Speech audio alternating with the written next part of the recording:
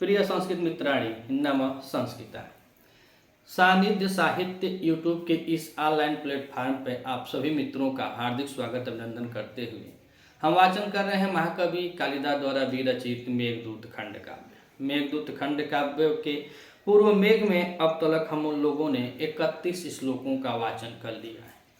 इससे पहले हम लोगों ने देखा कि यक्ष मेघ से कह रहा था कि उज्जैनी बहुत ही विशालम है, श्री विशालम विशालम, अर्थात बहुत ही धन धान्य से संपन्न वह नगरी है। और दूसरी विशेषता यह बताया कि वहाँ तुम जाओगे, अवंती प्रदेश की राजधानी है उज्जैनी, तो अवंती में जब जाओगे तो वहाँ के जो जानकार विद्वान जो बुजुर्ग हैं वह उदयन की कथा को कहते हुए नजर आएंगे। पेपर में कुछ शब्द आता है, अगर स्वप्नवासो दत्ता के रचयिता महाकवि भास जो नाटक है, तो स्वप्नवासो दत्ता के नायक अगर पूछा जाए तो उसका नायक राजा उदयन है वस्त देश के। अगर वही वासो दत्ता जो सुबंधु जी की रचना है उसका नायक होता है कंदर्प केतु। दोनों में बहुत मतभेद है, कृपया इसको ध्यान में रखिएगा कि स्वप्नवासो दत्ता का नायक जो है वह उदयन है, रचनाकार हैं भास जी, और कंदर्प केतु जो है वह वासुदत्ता का नायक है जिसके रचनाकार है सुबंधु जी। तो यह स्वप्न वासुदत्ता के बारे में बताया कि उदयन की कथाओं को लोग कहेंगे। उसके बाद बताया कि जो उज्जैनी नगरी है वह समझ जाओ कि स्वर्ग में जो लोग गए हुए हैं उनके थोड़े थोड़े पुण्य कर्म जो बचे हुए थे उन पुण्य कर्मों के द्वारा समझ जाओ कि स्वर्ग से एक चमकता हुआ स्वर्ग सा ही एक टुकड़ा लेकर आए, तो बना क्या उज्जैनी।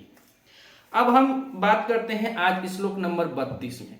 32 में अब यक्ष कह रहा है उसी उज्जैनी में जो उज्जैनी शिप्रा नदी के तट पर बसी हुई है, तो इसमें अब वो शिप्रा नदी के बारे में वर्णन करते हुए कवि जी कहते हैं कि जो शिप्रा नदी है और शिप्रा नदी क्या है, कैसे अनुकूल है, उसकी चर्चा हम लोग करते हैं। तो आइए समय न लेते हुए हम वाचन करते हैं मानता क्रांता छंद में महाकवि कालिदास द्वारा विरचित मेघदूत खंड काव्य के पूर्व मेघ में श्लोक नंबर 32 का।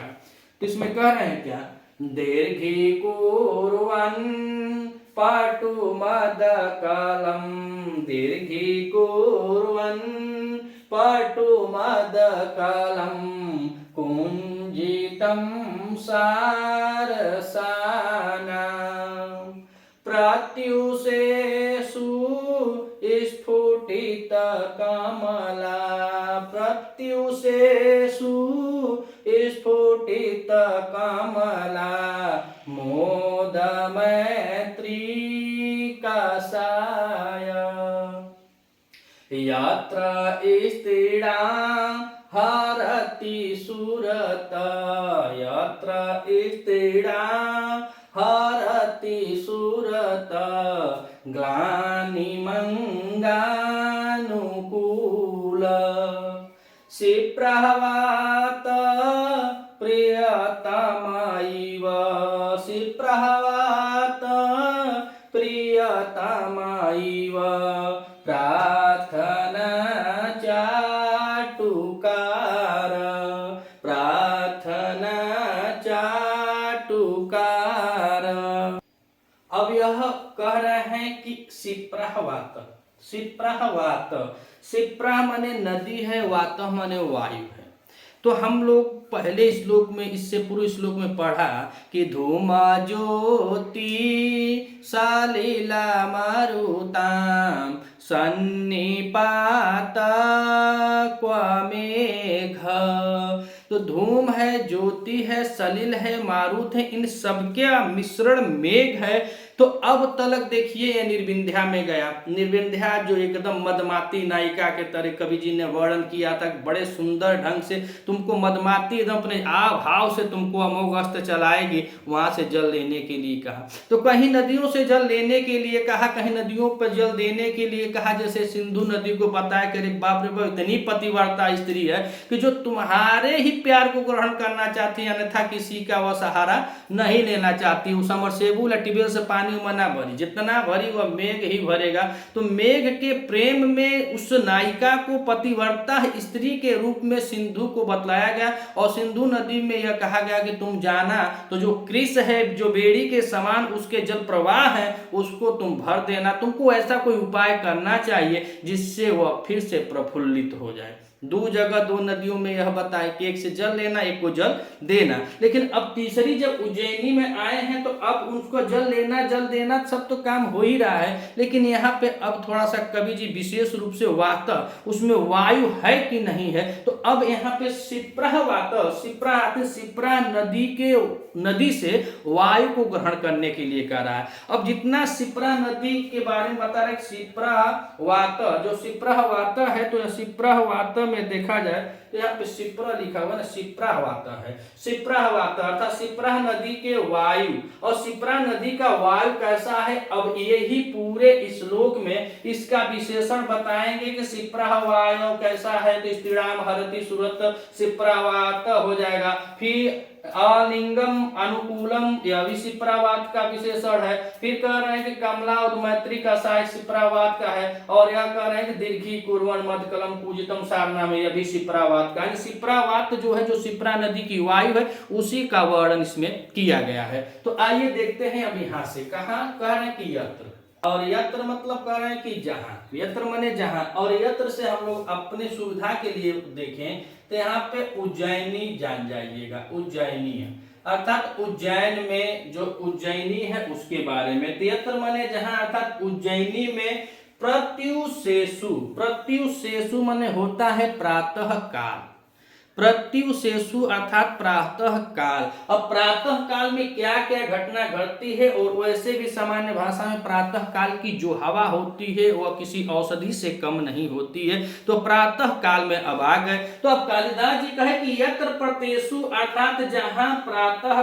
काल, और जहां प्रातः काल में देखा जाए तो कह रहे हैं कि होता क्या है, तो आगे कह रहे हैं कि सारसा नाम, सारसा नाम, सारसा नाम अर्थात एक सारस पंछी होता है। और सारस पंछी की एक विशेषता होती है कि वह जहां होते हैं, जब तक जीवित होते हैं वह जोड़े में ही जीवित होते हैं, चाहे प्रेमी प्रेमिका हो, पति पत्नी हो, अर्थात वह नर या मादा हो, लेकिन जब तक जीवित रहते हैं वह जोड़े में रहते हैं। अगर उनके जोड़ों में से अगर कोई एक न रहे या एक मर जाए किसी कारणवश, कोई बहेलिया कोई भी मार सकता है, बेचारे पंछी हैं, तो वह पंछी अगर नर मर गया तो उसकी जो मादा है वह रोते रोते उसके वियोग में मर जाती है। अगर मादा मर जाती है तो नर रोते रोते उसके वियोग में मर जाता है। तो यही बात बता रहे हैं कि सारसा नाम अर्थात जो सारस पंछी हैं, तो सारसा नाम मतलब सारस पंछियों के कह रहे हैं कि पटु, पटु माने तीव्र। चूंकि ये बोलते तो बहुत धीरे धीरे हैं, इनकी आवाज जो बहुत चाय चाय नहीं निकलती है, धीरे धीरे आवाज होती है, लेकिन प्रातः काल की बेला है, ब्रह्म मुहूर्त का समय है, उसमें कह रहे हैं कि जहां प्रातः यशु अर्थात प्रातः काल में सारसों के कह रहे हैं कि पटु मद कलम, पटु पटु मद अकलम, मद अकलम अर्थात पटु और मद कलम अर्थात तीव्र मद से व्याप्त। पटु माने तीव्र, मद अकलम मतलब व्याप्त है। कहाँ व्याप्त है, तो इसको मधुर भी कह सकते हैं, मधुर, मधुर हो जाएगा।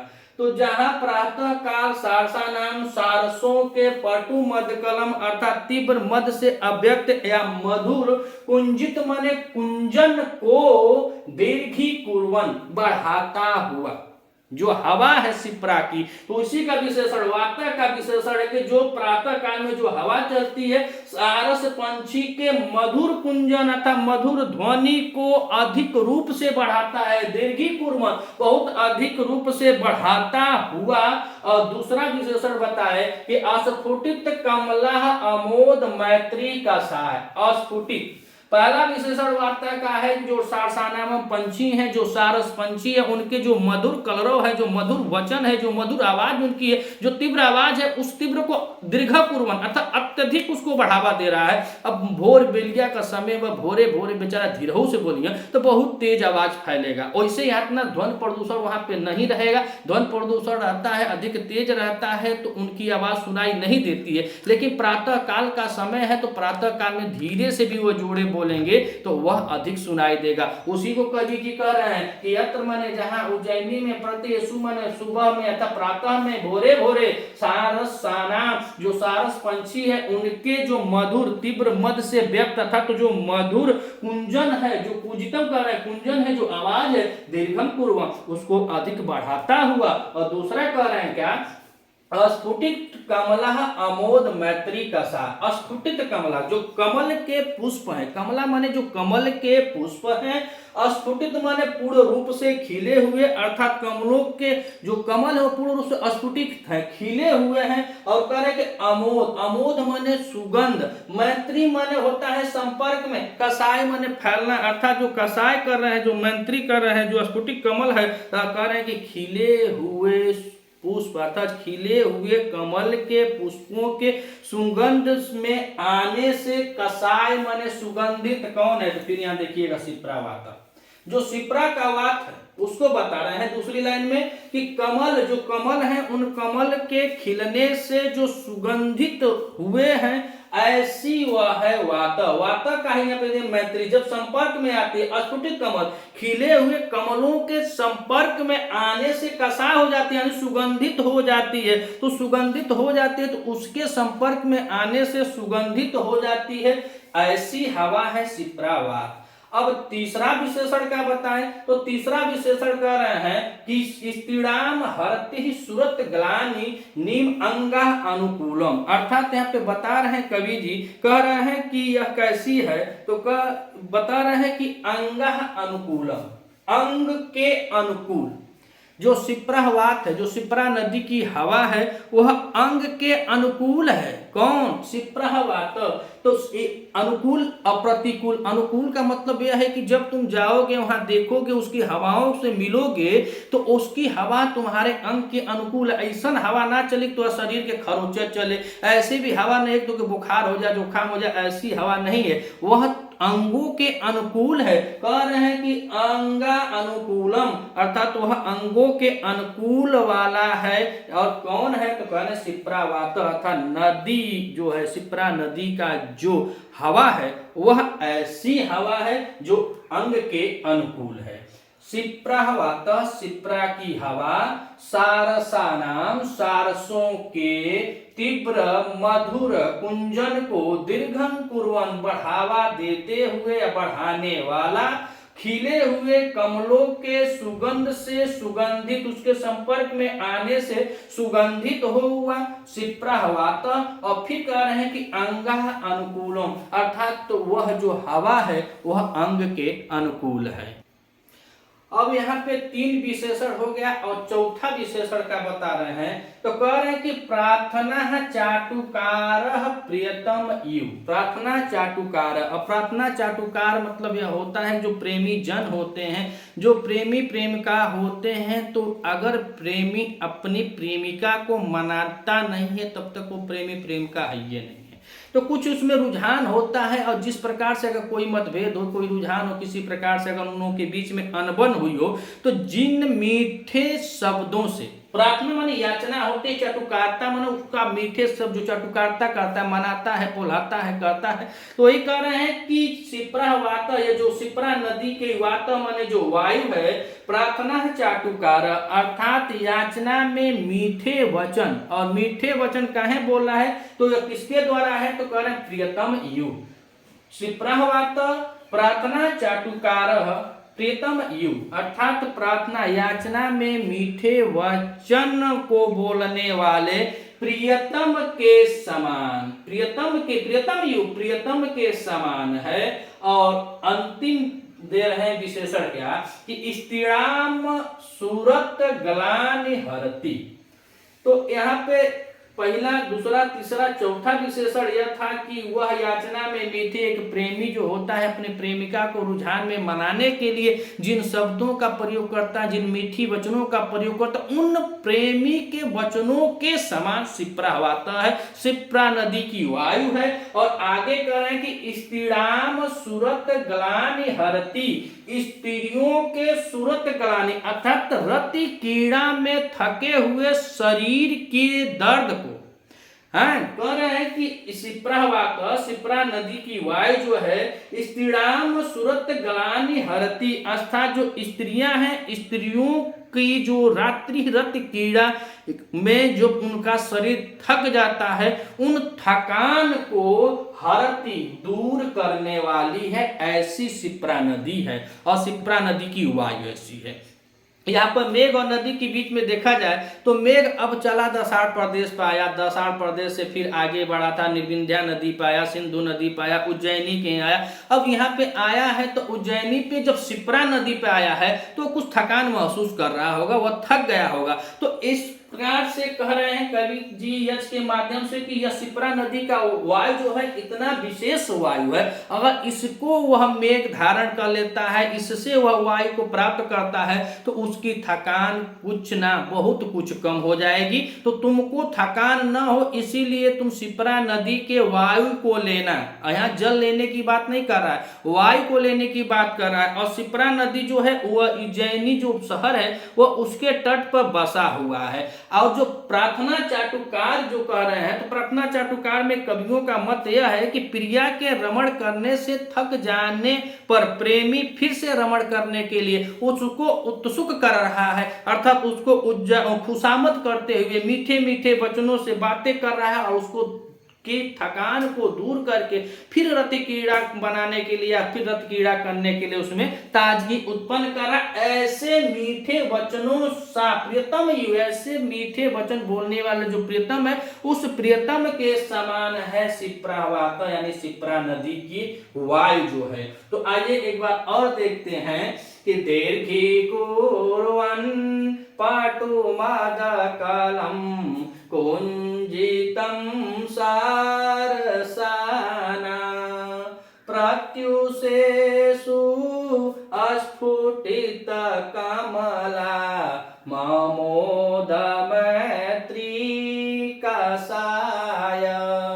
और यहाँ पे लेते हैं यत्र। यत्र माने कह रहे हैं कि यत्र माने जहां, अर्थात उज्जैनी में प्रतिएसु, और प्रतिएसु मतलब प्रातः काल अर्थात सुबह सुबह की बेला है। तो कह रहे हैं कि उज्जैनी में प्रातः काल सारसानाम अर्थात सारस पंछी हो जाएगा, सारस पंछी। और सारस पंछी के बारे में कह रहे हैं कि जहां सुबह सुबह में सारस पंछी के पटु माने यहाँ तीव्र, जबकि पटु माने होता है चढ़ाक भी होता है, लेकिन यहाँ तीव्र से लिया जाएगा। इसका अर्थ कि तीव्र मद कलम अर्थात मदमाती आकलम माने अव्यक्त करना अर्थात मधुर जो हो जाएगा। मदमाती अर्थात मद आकलम माने मद से मद को अव्यक्त करना अर्थात मधुर।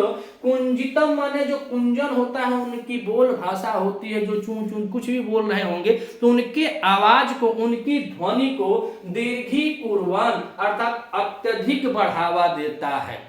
कौन बढ़ावा देता है? तो शिप्रावात। शिप्रावात जो शिप्रा नदी की वायु है उसी का सब विशेषण है। तो पहला विशेषण यही बताया कि दीर्घी कुर्वन् सारसानाम पूजितम पटु मद कलम अर्थात सारस पंछी के आवाज को वह क्या करता है? बढ़ावा देता है अर्थात अधिक बढ़ाता है। अब दीर्घी कुर्वन् में यहाँ पे हम देखें तो दीर्घी कुर्वन् में दीर्घ है और दीर्घ के साथ यहाँ पे चीव है और चीव के साथ यहाँ पे क्रिय धातु है और क्रिय धातु के साथ यहाँ पे सत्री प्रत्यय लगा हुआ है। आगे एग्जाम देना है टीजीटी का, तो एक एक बात हम इस अपने इस क्लास से मतलब इस जो क्लास है इसमें हम प्रतिदिन मेघदूत में छोटे छोटे टिप्पणियां जो व्याकरण से आती हैं उनको भी हम देखते चलते हैं और कुछ शब्द के अर्थों को भी देखते हैं। परीक्षा लगी हुई है सामने। अगर आप इस चैनल पर नए हैं तो चैनल को सब्सक्राइब कीजिएगा, वीडियो अच्छी लगे तो अपने मित्रों तक भी अधिक से अधिक शेयर कीजिएगा।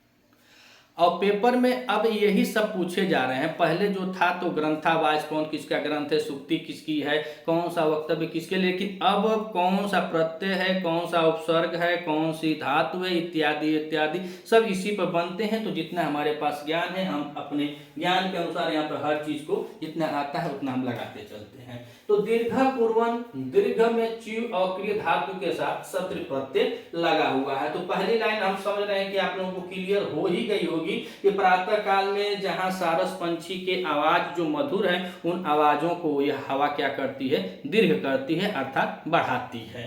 अब दूसरा शिप्रा वात, वात माने या वायु और इसी वायु का विशेषण है। शिप्रा माने नदी है, आप लोग जानते हैं, तो नदी है और उसकी वायु का। तो अब एक विशेषण हो गया, दूसरा विशेषण क्या बताए कि अस्फुटित कमलः आमोद मैत्री कसाय। तो कमल मतलब कमल के पुष्प, अस्फुटित माने पूर्ण रूप से खिले हुए। जब सुबह सुबह होता है तो पुष्प खिलते हैं, कमल के पुष्प खिल जाते हैं। तो जब कमल के पूर्ण रूप से खिले हुए पुष्प होते हैं, उन पुष्पों के अमोद माने सुगंध में, मैत्री माने संपर्क में आने से कसाय सुगंधित होता है। जो उसकी हवा है वह कमल के पुष्पों के संपर्क में जब आती है तो उसकी हवा भी क्या होती है, सुगंधित हो उठती है, अर्थात सुगंधित वायु वाली। और वायु कैसी है, तो शिप्रा नदी की है। तो अस्फुटित कमला मोद मैत्री कसाय, खिले हुए कमलों वाले सुगंध के संपर्क में आने से सुगंधित वात, शिप्रा नदी का वात जो है, तो यह दूसरा विशेषण। अब तीसरा बताए क्या कि यत्र स्त्रीणाम हरति सुरत ग्लानि अंगानुकूल। तो शिप्रा वात है और वायु कैसी है, तो कह रहे हैं कि अंगा अनुकूल, अर्थात तो वह अंग के अनुकूल है। यह नहीं कि वह अंग के प्रतिकूल नहीं होता, एक प्रतिकूल होता है, एक अनुकूल होता है। तो अनुकूल बता रहे हैं कि अंगों को सुख देने वाला है। ये ना कि हवा पानी लग जाए तो बुखार जुकाम वगैरह जो हवाओं से बैक्टीरिया वाले जो रोग होते हैं, ऐसी बात नहीं है। वह अंगों को सुख देने वाला शिप्रावात है। शिप्रा नदी का जो पवन है, वह जो हवा है, जो वायु है, वह अंगों को सुख देने वाला है। तो कह रहे हैं कि शिप्रा वात अंगः कूलम, अर्थात जो शिप्रा नदी का जो जल, जो वायु है, वह क्या कर रहा है, वह अंग के अनुकूल है। और यहाँ पे कह रहे हैं मैत्री, और मैत्री में हम देखें यहाँ पे, तो यहाँ पे मित्र है और मित्र के साथ यहाँ पे और प्रत्यय किया गया है, और प्रत्यय के साथ इसमें डी प्रत्यय लगा हुआ है, तो लगा है मैत्री। और कह रहे हैं कि यत्र, तो कहा गए शिप्रावात अंगः अनुकूल, अर्थात अंग के अनुकूल है। तो ई हो गया तीसरा विशेषण। अब चौथा विशेषण में बता रहे हैं कवि जी क्या कि प्रार्थना चाटुकार प्रीतम युव। प्रार्थना मन होता है याचना या प्रार्थना करना। तो कोई प्रेमी प्रेमिकाओं का जो जोड़ा होता है, जिसमें प्रेमी नाराज हो जाए चाहे प्रेमिका नाराज हो जाए, तो अगर एक दूसरे को मनाना है तो वह चाटुकारिता भरी बातें ही करता है, या कुछ काम करना है तो अधिकतर भाई पुरुष वर्ग ही मनाता है। इसीलिए यहाँ पे प्रियतम लिखा है, पुरुष वर्ग के लिए प्रियतम लिखा है। तो जब पुरुष वर्ग ही मनाता है, लइकवे मनावे न सका कहना से गोड़ा दरिया से, तो वह मनाता है किस भाव से, उसी को कह रहे हैं कि शिप्रा वाता यानी शिप्रा नदी की वायु ऐसी है जैसे याचना में, कहने प्रार्थना चाटुकार, जैसे याचना में मीठे वचन को बोलने वाला प्रियतम यु, प्रियतम सा हो, ऐसी वह शिप्रा वात अर्थात शिप्रा नदी की वायु है। तो कह रहे हैं कि शिप्रा वात प्रियतम यु प्रार्थना चाटुकार। तो यहाँ पे कह रहे हैं कि प्रियतम के द्वारा मीठे वचन बोल के मनाया गया। और कितना हो गया, 1 2 3 4, और पांचवा विशेषण यहाँ कह रहे हैं कि स्त्रीणाम हरति सुरत गलानी। तो स्त्रियों के, जो स्त्रियां हैं उज्जैनी में चल रही होगी, जब नदी का किनारा होगा तो रोज सब लोग जाते हैं भ्रमण करने, उसके किनारे पर जा रही है, तो उसका हवा जब 4 बजे 5 बजे भोर में लगता होगा, तो इसी को कह रहे हैं कि जो शिप्रा नदी की वायु है, स्त्रीणाम स्त्रियों के सुरत गलानी। सुरत गलानी मतलब कि संभोग के अवस्था में, यानी संभोग क्रीड़ा में हुई ग्लानी माने जो थकान होती है, हरति माने हरण करना। तो सूरत को हम देखें तो यहाँ पे सु है, सु उपसर्ग पूर्वक इसमें रम धातु है, और रम धातु के साथ इसमें कत प्रत्यय लगा हुआ है, तो शब्द बना है सूरत। और हरति की बात करें तो हरति में यहाँ हिय धातु है, और हिय धातु है, और लट लकार में यह मध्यम पुरुष हो जाएगा ना, मध्यम पुरुष एक वचन की क्रिया लगी हुई है। हरति माने हरण कर रहा, ले जा रहा है, तो उसको हटाता है। हरण करना मतलब उस थकान को दूर करता है। तो कह रहे हैं कि शिप्रा वात स्त्रीणाम सूरत गलानि हरति, जो शिप्रा नदी की वायु है, वह वायु स्त्रियों के रात्रि रति क्रीड़ा में उत्पन्न जो थकान है, जो दर्द है, उसका हरण करती है, अर्थात उसको दूर करती है। ऐसी वो शिप्रा वायु है। और यहाँ पे देखा जाए प्रार्थना में, तो प्रार्थना में प्र उपसर्ग है, और प्र उपसर्ग के बाद इसमें अर्थ धातु के साथ यहाँ पे यूज और यूज के साथ टा प्रत्यय किया गया है, तो शब्द बना है प्रार्थना।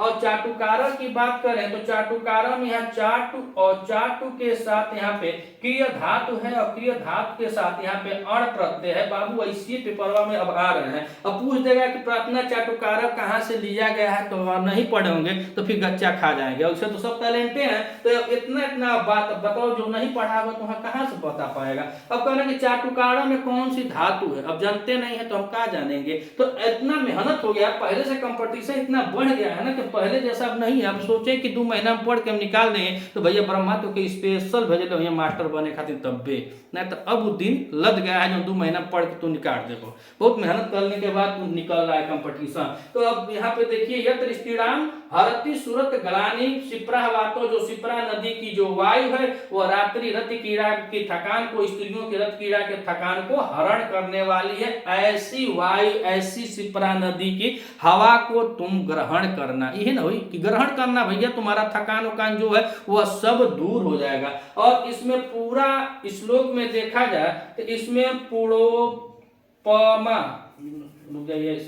पुड़ोपमा होगा ना, पुड़ोपमा अलंकार है। इसमें कौन सा अलंकार है, तो पुड़ोपमा अलंकार है। और यहाँ पे पूरे श्लोक में शिप्रा नदी की बात की गई है। शिप्रा नदी के किनारे पे उज्जैनी बसा हुआ है। अब आगे के श्लोक में उज्जैनी के मार्केट में जितना समुद्र के अंदर जितना रत्न है, उन रत्नों को कवि जी बताएंगे कि सभी रत्न ऐसे महसूस होते हैं कि सब उज्जैनी में निकल कर आ गए हैं और यहाँ के बाजारों में लग गए हैं। जैसे आलू गोभी भंटा बिका थी, वैसे वहाँ पे मणि रत्न और जवाहरात इत्यादि बिकते मिलेंगे। मिलते हैं अगले वीडियो में, तब तक के लिए नमः संस्कृताय।